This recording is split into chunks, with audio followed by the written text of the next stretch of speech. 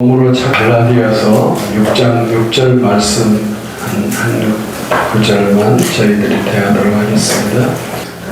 지혜가 없는 자는 말씀을 가르치는 자와 모든 좋은 것에 함께하라. 아멘. 오늘은 영어로는 이제 캐티키즘이라는 말의 이제 동사형을 보려고 하는데요. 이 캐티키즘이라는 말은 교리라는 뜻도 있고 조금 더 구체적으로는 세례교육을 가리키는 그런 이제 영어 말입니다. 그런데 이제 이 말과 관련된 그러니까 교리를 이제 교육하는 거잖아요. 가르치는 거잖아요. 그러니까 가르치다라는 이제 동사가 성경에 있지 않겠습니까? 근데 이제 가르치다라고 하는 이 동사가 구약 성경에 이제 많이 있고 특히 그 신명기를 보면 이 가르치는 일이 요즘처럼 무슨 학교라든지 교회가 있는 것이 아니기 때문에 교육의 그 원형은 우리가 잘 아는 것처럼 가정이라고 그러잖아요. 가정에서 후세들을 향해서 특히 출애굽과 관련된 말씀을 진짜 안전하서나 잘 가르치도록 그렇게 당부하고 있습니다. 근데 이 교리 교육 혹은 세례 교육과 관계된 이 단어는 이제 가르치다라는 이제 그 히브리어도 이제 여러 종류가 있을 수 있잖아요. 그런데 지금 신약 성경에 나오는 이 가르치다라는 말과 말은 나타나지 않는다는 거예요. 그리고 이 교리 교육, 세례 교육과 연관된 이 낱말은 신약 성경에만 나타나는데 그게 모두 8번 나온다는 것입니다. 근데 8번 나오는데 오늘 갈라디아서 6장 6절을 우리가 보면은 특이하게도 2번이나 나타나는 거예요. 이 6장 6절에. 그래서 가르치는 자, 우리가 이제 가르침을 받는 자, 수동태로 나와요. 앞에는. 우리는 가르침을 받는 자예요. 그런데 가르침을 받는 자가 가르치는 자와 모든 좋은 것을 이렇게 함께하라 이렇게 말씀을 합니다. 이 가르치다라고 하는 요 특별한 낱말을 우리가 헤아리려고 한다면 누가복음 1장 4절을 꼭 보아야 한다는 것입니다. 그렇게 말하는 바에 의하면 이제 데오빌로라는 사람에게 이 누가복음을 쓰고 있는 분이 이제 상대해서 글을 쓰는데 이 데오빌로라는 사람이 기왕에 이미 들은 바가 있는 말이에요. 들은 바가 있는데 그것을 더 확실하게 하기 위해서 내가 이 내용을 씁니다. 써서 이제 알립니다. 이제 이렇게 말을 해요. 그러니까 이 데오빌로라는 사람이 두 가지 가능성이 있겠죠. 하나는 좀 소문으로 언뜻 예수님에 대하여 들었거나 또는 이미 예수님에 대해서 들었지만은 더 확실하게 하기 위해서 누가복음을 써서 보내고 또 이게 전편이라면 후편이 있을 수 있겠잖아요. 근데 그 후편이 뭐라고요? 사도행전이라고 그랬어요. 누가복음이 전편이고 사도행전이 이제 후편이라고 한다면 이 사도행전 누가복음 그리고 사도행전 이거를 똑같은 사람 데오빌로라고 하는 사람에게 이제 써보내는 것입니다. 근데 많은 분들은요 이게 후자 그러니까 소문으로만 언뜻 예수님에 대해서 들은 게 아니고 실제로 어느 정도 예수님에 대해서는 알고 있지만은 그 예수님에 대해서 더 확실히 하기 위해서 누가복음을 써서 이렇게 보낸다 이렇게 보는 것입니다. 그러면 누가복음을 받아들이는 데오빌로라고 하는 사람은 이미 나름의 이제 예수님에 대해서 들은 바가 있겠죠. 그런데 그 들은 것을 확실히 한다는 것인데 제가 이미 답을 말해버렸어요. 이 사람이 들은 바가 있다는 거예요. 그게 뭔가 하니까 예수님인 것입니다. 그러니까 이 누가복음 혹은 사도행전은 그 주변에 여러 가지 내용들을 다 담고는 있지만은 기본적인 그 초점은 무엇인가 할 때 예수님이라는 거예요. 예수님에 대해서 아주 분명한 그런 그 내용을 그 분명하게 인식시키고 또 우리가 이제 늘 쓰는 말로 하면 고백하도록 하기 위해서 누가복음을 쓰고 사도행전을 쓴다는 것입니다. 자, 그러면요, 오늘 갈라디아 교회를 향해서 편지를 쓰면서요, 말씀드린 것처럼 두 번이나 나온다고 그랬잖아요. 가르치는 자와 가르침을 받는 우리가 가르치는 자와 모든 좋은 것을 함께하라, 이렇게 말씀을 하십니다. 우리 동양 문화권에서는 스승과 제자의 관계가 아주 돈독하고 더 돋보이는 것 같습니다. 다른 문화권에 비해서. 그러면 선생님에게 가르침을 받는 그 제자에 된 이가 여러 가지 좋은 것을 이렇게 할 수 있을 것 같습니다. 그게 구체적으로 우리가 얼른 생각은 못해도 좋은 것을 함께 나눌 수 있는 스승과 제자, 가르치는 자와 가르침을 받는 자와 사이에 있어야 할 것 같습니다. 구체적인 것은 그렇더라도 혹시 각자 떠오르는 바가 있으리라고 생각합니다.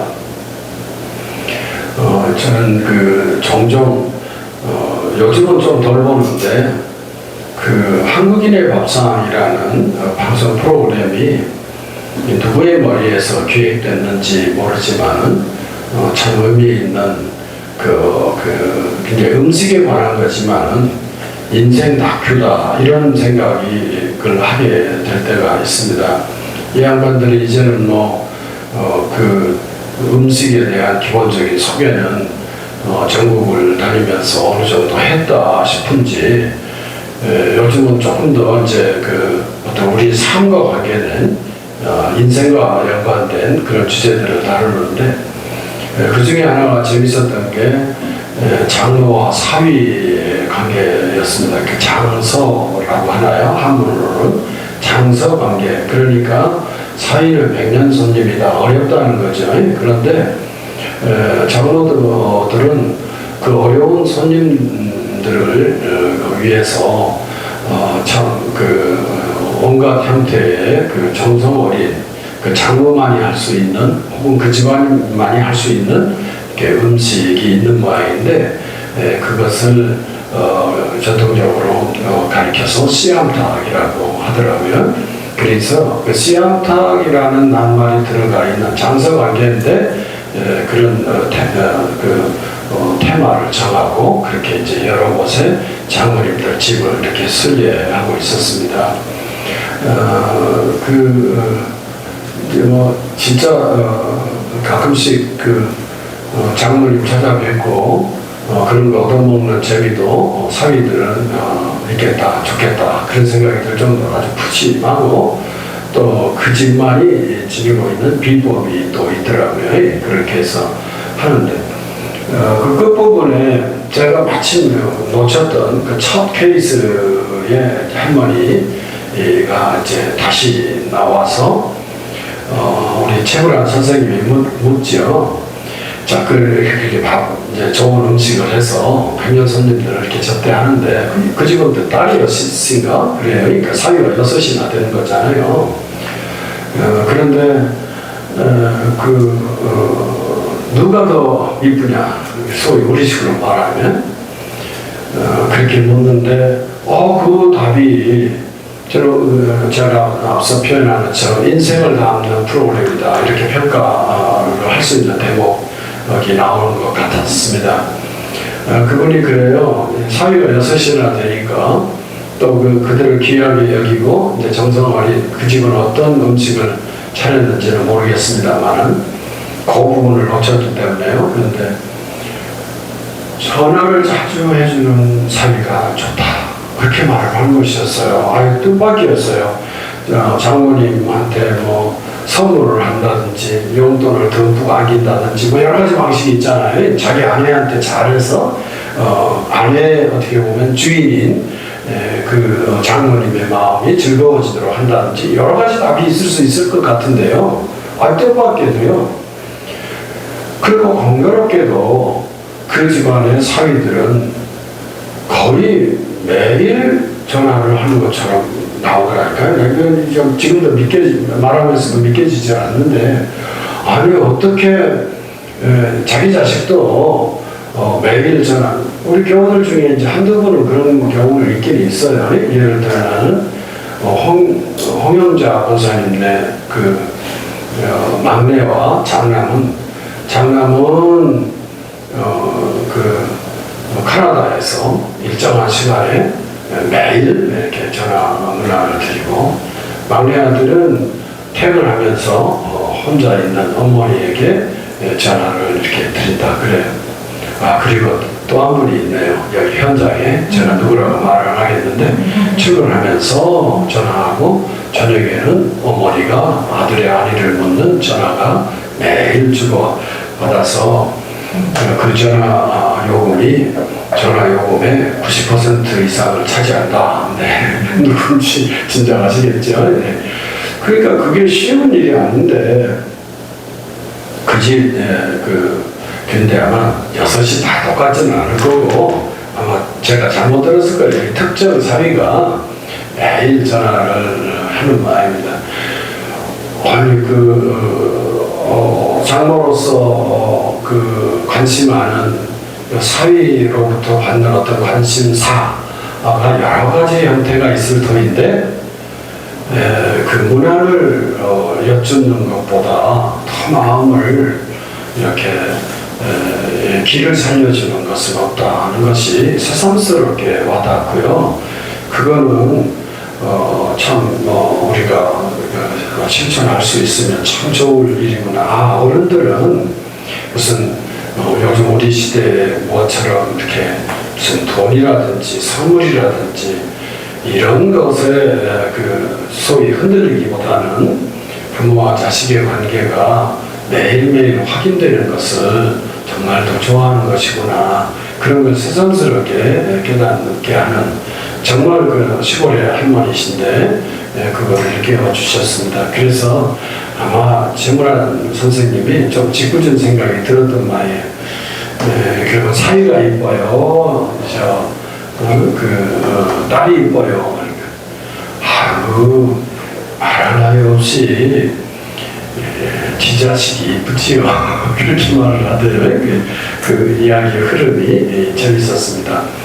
그 가르치는 자와 가르침을 받는 자 사이에도 이렇게 주고받을 수 있는 어떤 그런 것들을 우리가 경험에 따라서 언뜻 경험에 따라서 언뜻 생각할 수 있을 것 같습니다.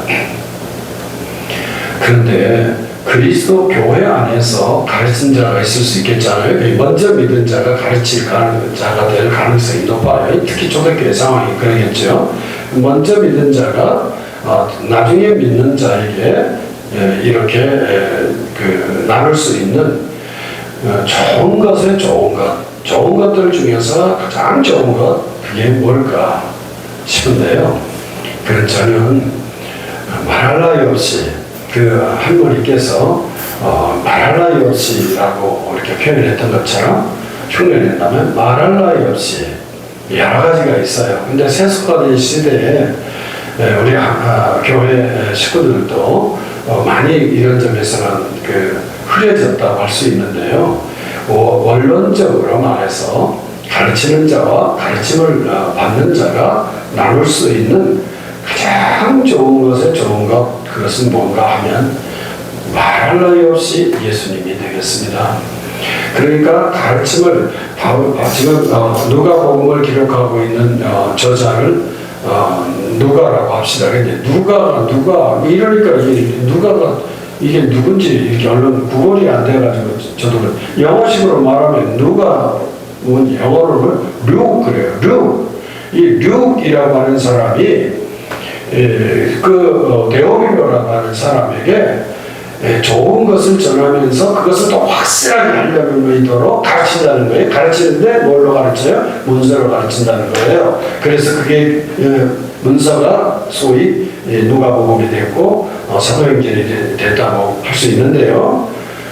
그들 사이에 좋은 것 중에 좋은 것은 말할 나위 없이 예수님이었던 것입니다. 예수님을 나눈 거고요. 그리고 바울사도도 갈라디아 교회와 좋은 것을 나누고 싶은 거예요. 나누었다고 할 수도 있고 또 앞으로도 나누고 싶은 거예요. 그래서 그거는 지금 외우기가 참 쉬워요. 6장 6절 딱 이렇게 고절에 말씀을 하고 있는데 좋은 것을 나누라. 그러면 얼른 생각하면 무슨 선물을 나누라든지 또 그 할머니 그 어머니처럼 그 마음을 좀 알아주라든지 뭐 그런 것도 포함이 될 거예요. 그런데 그거보다는 아니 선물을 산처럼 쌓아놓는다 한들 예수님을 대신할 수 있겠는가? 뭐 마음을 쓴다 한들 그 마음이 아주 세밀하고 오묘해서 상대방의 마음을 이렇게 감동시킬 수 있는 것이라 한들 예수님을 능가할 수 있겠느냐는 것입니다. 우리로서는요, 이게 진부한 얘기일 수 있어요. 입만 열면 예수님 하니까 그러려니 할 수 있지만 꼭 그렇지 않은 것 같습니다. 갈라디아서를 마무리하는 지점에 와서 가르침을 받는 여러분들이 가르치는 자와 모든 좋은 것을 함께 하십시오 라고 했을 때는 예수님을 다시 한번 우리가 떠올리게 되는 것이라고 봅니다. 그러면 예수님을 가장 잘 떠올리게 할 수 있는 통로는 뭘까 할 때 우리 같이 한번 성경을 이 지점에서 한 번 더 읽도록 하겠습니다. 요한복음 14장 26절을 한번 찾으시겠어요? 요한복음 14장 6절입니다. 26절입니다. 같이 읽겠습니다. 찾으셨죠? 시작. 보혜사 곧 아버지께서 내 이름으로 보내실 성령 그가 너희에게 모든 것을 가르치고 내가 너희에게 말한 모든 것을 생각나게 하리라. 아멘. 성령님의 사역을 예수님 친히 말씀하신 어록 중에서 아주 소중한 부분이라고 하겠습니다. 성령님이 하시는 일이 많이 있으시겠죠. 저는 참 성령님의 하시는 일들 중에서 이렇게 병약한 자들을 낫게 하시는 그런 이제 조만간에 또 이렇게 가까운 분들과 토론을 해보려고 하는 주제 중에 하나가 있는데요. 성령님은 그 은사를 우리 사람들에게 주시는데 그 은사를 이렇게 나누는 분들이 꼭 윤리적이지 않을 수도 있다는 것을 보거나 들으면서 제가 조금 놀라고 있는 요즘 입장입니다. 그러니까 좀 방탕하게 조금은 이제 일반적으로 눈으로 보면 좀 방탕한 그런 교회 지도자이신데요. 그렇다고 아주 나쁘다는 의미가 아니라 그냥 보통의 상식을 뛰어넘는 방식으로 그렇게 삶을 살아요. 예를 들면 우리가 모두가 정장을 해야 되는 자리라면 정장을 하고 가야 되는데 이분은 그냥 평범한 옷을 입고 나가는 것을 입고 가더라도 조금 주저할 수도 있잖아요. 그런데 전혀 문제가 되지 않고 만약에 예를 들어서 커피를 마시지 않는 경우가 있다고 합시다. 그럼 이번에는 자연스럽게 커피를 마시고 그 자리에서 이제 이런 식으로 조금 파격적이에요. 근데 이 양반이 손을 탁 교우들한테 대면 그냥 평범하게 사는 사람의 입에서 방언이 터지거나 또 다른 은사 체험을 하면서 근데 이번에 이제 기도를 받고서 이제 목사가 되신 분이 한 분이 있는데 그분의 증언을 하면 얼마나 그게 뜨겁게 그런 감동을 받았는지 세상에 고등학생이 3년 만약에 중학교 때부터 그랬다면 6년 동안을 새벽 1시까지 교회에서 한 2~5시간 정도를 그 젊은 때, 어린 때잖아요. 그런 때에는 매일 교회에 들러서 학교에 오면서 갔다 오면서 교회에 들러서 그렇게 한 2~5시간 기도하고 또 밤에 가서 자기 수업을 하고 그렇게 이제 모범생으로 살았지 않습니까? 결국 그 모범생이 도달한 일이 뭔가 하니까 목사가 되는 일이었더라고요. 그러니까 자기 자신이 목회자가 되는데 그 좀 거칠디 저는 그거를 이제 객관적으로 조금 볼 때 한두 번 뵙는 경우였는데 참 거칠다는 인상을 제가 앞서 드린 그 조그마한 표현으로 그렇게 담아본 건데요.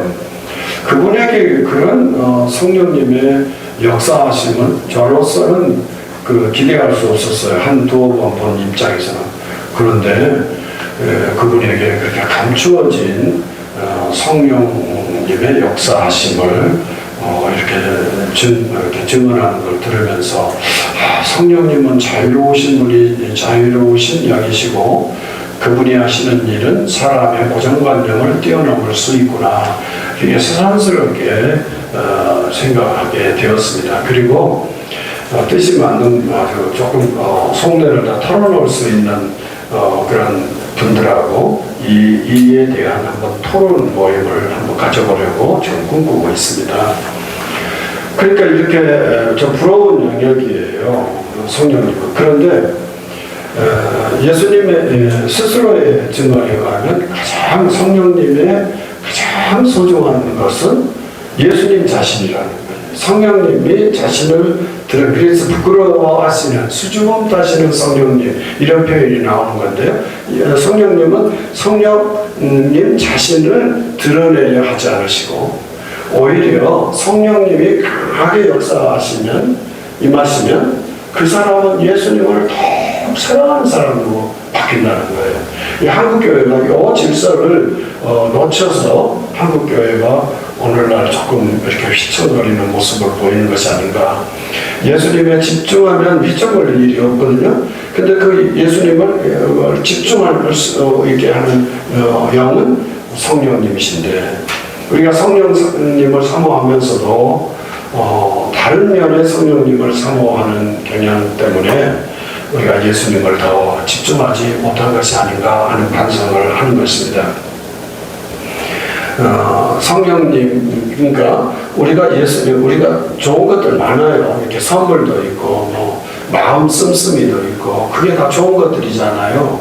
그 좋은 것들을 나누는 거예요. 바울사도와 갈라디아 교회 사이에 그런 것들을 나눌 수 있어요.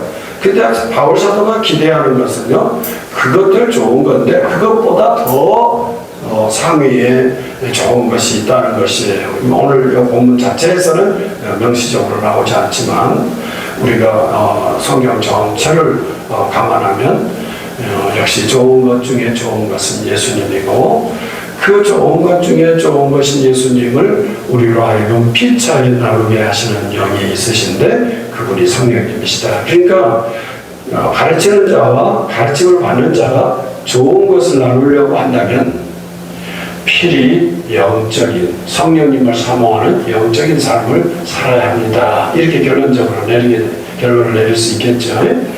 이런 아주 구체적인 내용을 지니고 있는 낱말이 뜻을 확장이 되어서 라틴말을 거쳐가지고 영어에서는 캐티키즘, 교육, 세례교육 이런 말로 굳어지게 되었다는 것입니다.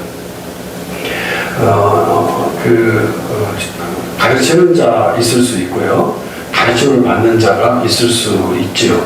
계속 있어야 될 것입니다. 이 관계는 계속 있어야 되죠. 만약에 가르치는 자가 없고 가르침을 받으려는 자가 없다고 한다면 기독교 복음은 멈추는 것이 되겠죠. 근데 멈추지 않고 지속되어야 되는데 이 지속되어야 할 때 좋은 것을 나누려면 우리가 영적인 존재이고 또 영적인 삶을 살려고 하는 그런 영적인 소망이 있을 때 가능하다 이렇게 말할 수가 있겠습니다. 저는 교회에서 정치적인 발언을 최대한 자제하려고 애를 씁니다. 왜냐하면 우리 강원도라는 특성이 또 좀 있는 데다가 뭐 어느 지역에 있는 교회이든지 교우들이 하나의 그 생각으로 통일되어 있지 않기 때문입니다. 저는 그런 의미에서 김상원 목사님의 모교회라고 서울에서 말한다면 모교회라고 할 수 있는 신앙교회의 그 경우가 좀 늘 생각날 때가 있는데요. 그때 저희가 젊은 때였고 그 당시 이제 유신 체제에 대해서 젊은 세대들, 대학생들은 상당히 거부감을 하고 거기에 저항하는 가운데서 정말 젊은 생명들이 희생이 되었던 아픈 역사가 있습니다. 그런데 그 유신 체제 하에 보건복지부 장관을 하는 여성 장관이 있었어요. 그분은 상당히 그 정치적인 성향이 그 보수적이었던 기억이 나고요. 근데 제가 지금도 기억나는 것이 세상에 그분이 그 여성복지부 장관이 우리 교단의 저 신앙교회의 교인이었어요. 그분 제가 모르겠어 권사님이었는지 장로님이셨는지까지는 모르겠는데 어떻게 그 젊은 시절에는 이렇게 생각이 이렇게 좀 이렇게 한쪽으로만 이렇게 꽂혀서 그런지 아니 우리 교단 교회에 어떻게 그 체제에 장관하는 사람이 교회를 다니지? 그리고 그 교회를 담임하는 목사님은 정말 아주 균형 잡힌 말씀을 잘 선포하고 가르치는 목사님으로 정평이 있는데 저 목사님은 목회를 어떻게 하시지? 궁금하게 좀 조금은 이제 제가 냉소적인 시각도 조금은 있었던 것 같습니다. 그런데 아마 그 장관께서는 아마 돌아가실 때까지 그 교회를 지킨 걸로 알고 있고 그 교회는 지금까지 김상원 목사님이 모교회를 삼고 또 우리 교회까지 이제 이어진 거잖아요. 그렇게 보면 그 교회를 담임한 목사님이 젊은이들에게는 조금 의심의 눈초리를 받았는지 모르지만은 균형 잡힌 목회를 하신 것이 아닌가. 교회는 모름지기 그러할 수 있겠다. 아주 극심하게 대립되던 그런 시절에도 그런 분들이 교회에서 이렇게 자기의 위치를 차지하고 그래서 그게 조금 늘 모델이 저한테는 돼서 목회자가 좀 어느 쪽 입장을 이렇게 취하는 것을 조금 조심해야 한다고 하는 생각을 좀 스스로 갖고 있습니다. 그런데 제가 이 지점에서 그럼에도 불구하고 현 대통령인 이재명 대통령을 좀 언급하고 싶은 부분이 있어서 그렇습니다. 그 정치적인 성향에 대해서는 각자의 이제 입장이 있겠습니다. 근데 최근에 신임 사무관들, 그러니까 5급 공무원들이겠잖아요. 이 5급 공무원들이 연수받는 자리에 가서 아니 그 정치인이 또 여러 가지 또 자기 자신을 비토하는 그런 부분도 지닌 그러니까 소위 100% 지지받는 지도자가 있겠습니까만은 그래도 이제 오늘 한국의 정치 상황을 가장 잘 대변한다라고 하는 그런 분인데요. 이런 분이 가서 우리도 못할 말을 했더라고요. 우리도 못하는 말을 무슨 말을 했는가 하니까 돈은 천사의 얼굴로 다가오는 악마, 마귀다 이렇게 말을 했다고 말해요. 돈은 공직의 길을 가는 입장에 있다고 한다면 뭐 어느 편에 있든지 간에 자기가 사는 삶의 다양할 거 아니에요. 그 공무원들 상당히 실력이 인정이 된 자들이 이들이 아니겠습니까? 그 중요한 시험을 통과했으니까요. 그리고 살아온 배경들도 다 다를 수 있죠. 근데 모름지기 공직의 길을 가려하는 처음 공직에 나선 이들에게 또 앞선 세대를 살고 있는 또 교회 나라의 대통령이라는 입장에 임해서 그런 말을 할 수 있을까? 저는 진짜 천만 뜻밖의 말이라고 생각을 하고, 저 양반 봐라, 저 양반을 조금 달리 봐야 되겠네, 그런 생각을 최근에 했답니다. 돈은 천사의 얼굴로 자기를 변모해서, 그래서 공직자에게 다가오는 악마다. 지나친 표현, 지나친 과장이 아닐까 싶기는 하지만, 이렇게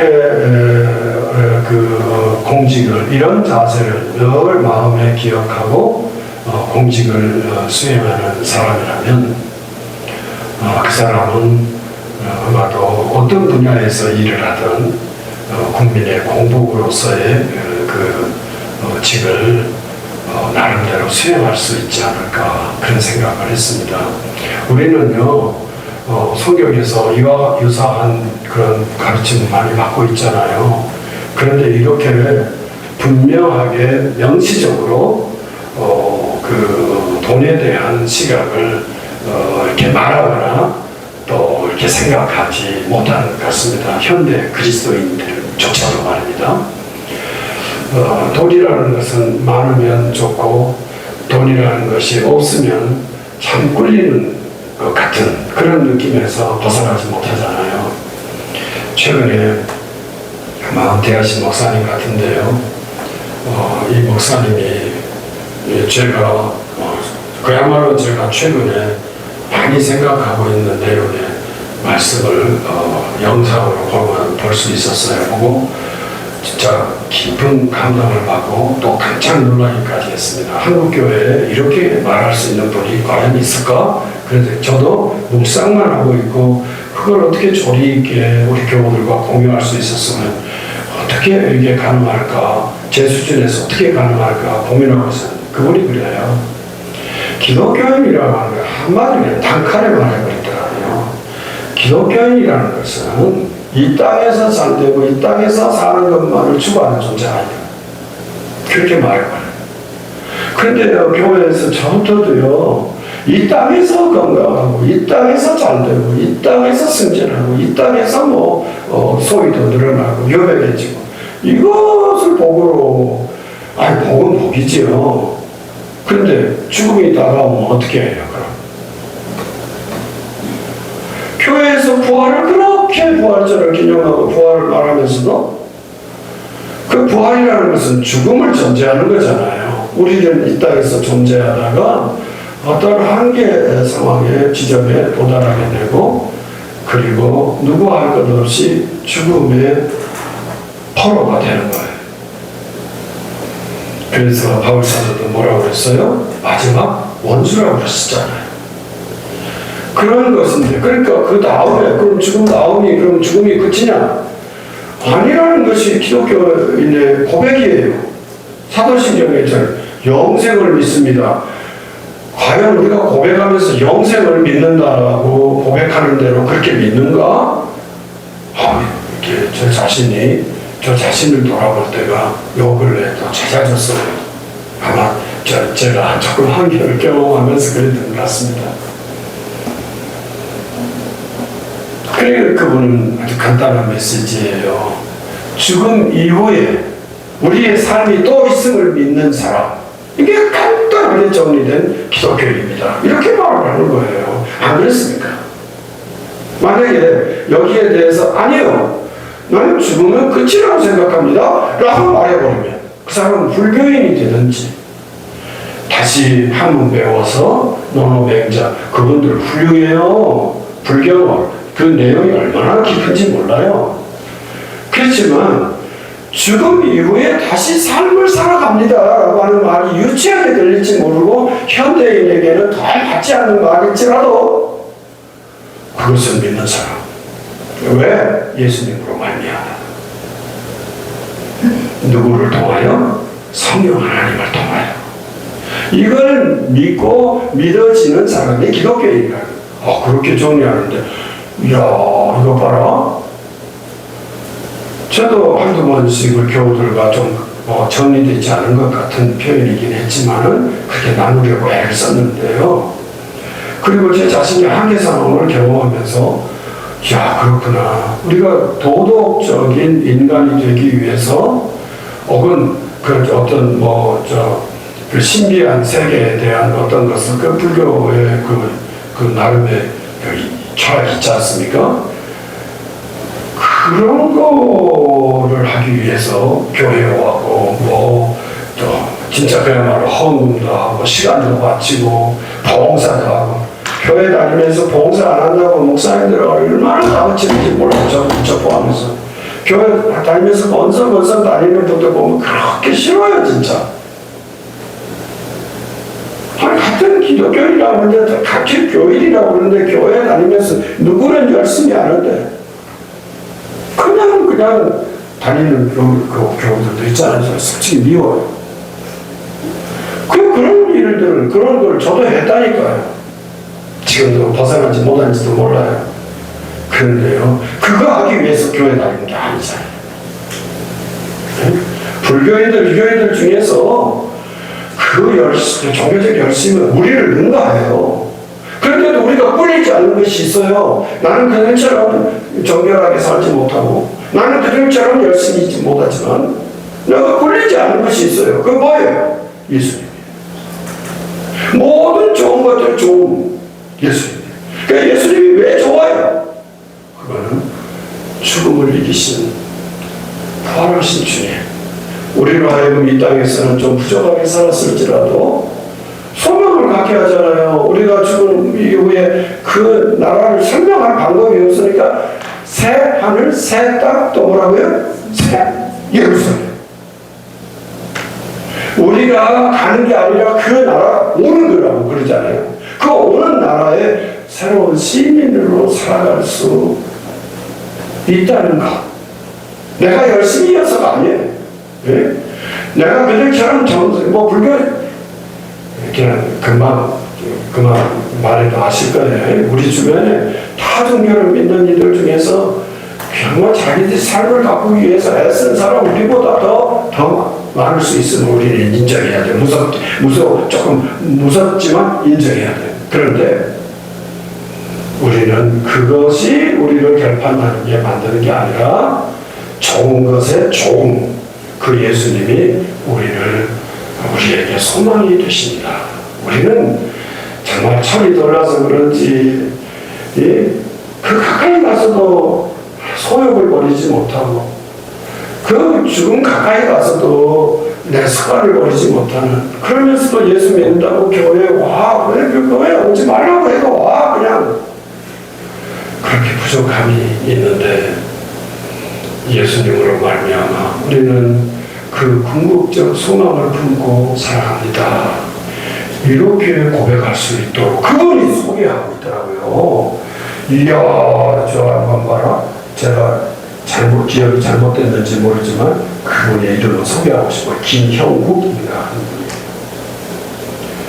전부 이 땅에 존재하는 어제 목사님들 만났다고 했잖아요. 목사님들이 아주 그냥 기가 팍 죽었어. 은퇴하신 분들은 걱정하는 마음으로 현재 교회들을 걱정하는. 근데 그 걱정은 다 자신들이 또 어느 정도 우부세들에게 그 부담을 줬기 때문에 그런 거거든요. 자기들 책임이 있어요. 그러니까 아마 속으로는 후회하는 마음도 있었을 거예요. 교동교회에서 초청해 주셔서 그래도 마음이라도 이렇게 나눌 수 있어서 고맙습니다. 다 인사하셨어요. 그런 이게 오늘날의 우리 특히 목회자들 가르치는 자들의 모습입니다. 그런데요, 정신이 푹 들게 하는 그런 목사님이 계시더라고요. 왜 현재만 눈을 두고 있습니까? 우리를 기다리는 하나님의 나라, 하나님 나라, 그 땅에 대한 소망으로 우리는 살아가야 합니다. 그렇게 이렇게 주시더라고요. 바로 이거예요. 이거 오늘 가르치는 자와 가르침을 받는 자가 뭘 나누겠습니까? 섬세하게 말한다면 우리가 나눌 것들도 있겠지요. 그리고 나눕시다. 그렇지만 그 눈에 보이는 나눔 말고 성령님 안에서 예수님으로 말미암는 거룩한 소망을 나누는 그런 교회로 존재한다면 시대가 어떻게 변하든지 간에 교회는 종속할 것이고 존엄해지리라고 믿습니다. 그렇게 거룩한 소망을 품고 우리 귀하게 주님을 따르는 우리 온 성도 모두가 되었으면 좋겠습니다. 이런 마음으로 우리 찬송가 210장을 같이 찬송하십시다.